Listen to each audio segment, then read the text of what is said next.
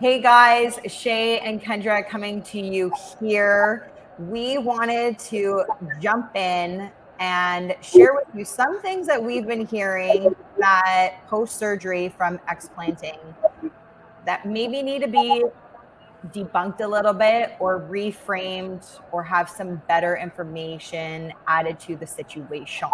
So, Kendra and I, as we have launched the Reclaim Explant Embodiment Retreat, thought that this would be really important for women out there to hear who have gone through this. So, Kendra, give it to us. What are like 3 things that should be kind of debunked a bit or added some other information on it?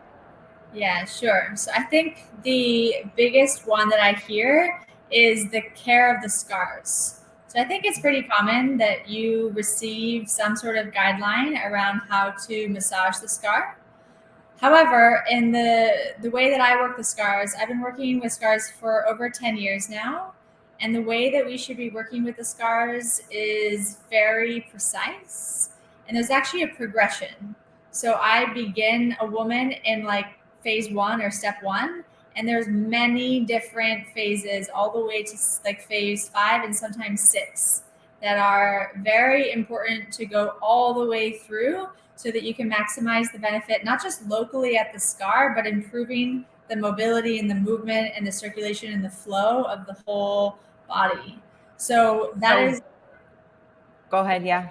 I was gonna say that is one huge piece. And also like with the scar technique, usually they're told to use a certain type of oil. And I actually suggest all of my clients to use a certain type of gel. And so all the women who are coming to our retreat will be receiving that gel as part of a free gift from us. So they get benefit from this. I've been using it for probably about 8 years on all my clients.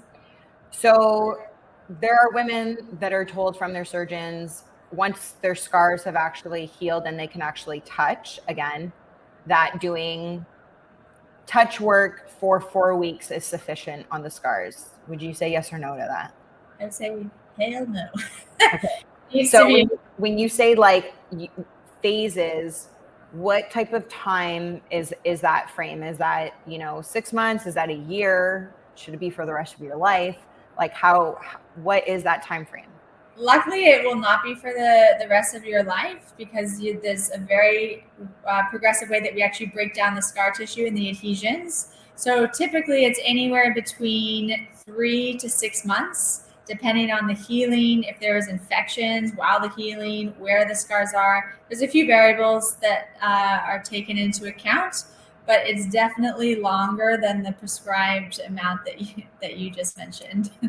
Cool. Okay. So, ladies, we need to be working on this more consistently over a period of time, not just a few weeks or 4 weeks, right?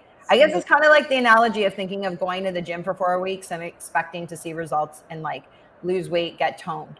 Like you need to be doing a consistent action over a certain period of time, not just a short window, in order to see the benefits and to see the results. Absolutely. If you want to have like this goal in the gym, but you keep the same program for 6 months, you're kind of going to stagnate. Nothing's really going to change. And you don't want that, especially when we're talking about this area as being an area of vitality and health and femininity and all that good stuff. So that's a huge debunk that we would like to bring out into the world. And then the second one that I want to talk about is just the total aftercare. There's not a lot of aftercare given. I always give the example of like if you break a bone, you get a cast, and then you take the cast off, and they say, "Awesome, your cast is off. Go do life. Go play sport. Go cook. Go clean. Do your thing." And that is so far from the truth. So when I am working through a progressional kind of process with women who've removed their implants, I like to do more than 3, but really focus on 3, where we're doing manual hands-on scar work. We're doing breath work, which is so important here when you get to move the scar from the inside out. So powerful for so many different reasons. And then with movement, there's a way to actually use movement to start to open and close the scar. So that's like the physical ways as far as the rehab protocol post. And then there's a whole thing that both Shae and I will be doing for your emotional and mental health as well. So that is a huge component, and I don't think that that's really spoken about at all. I don't know, Shae.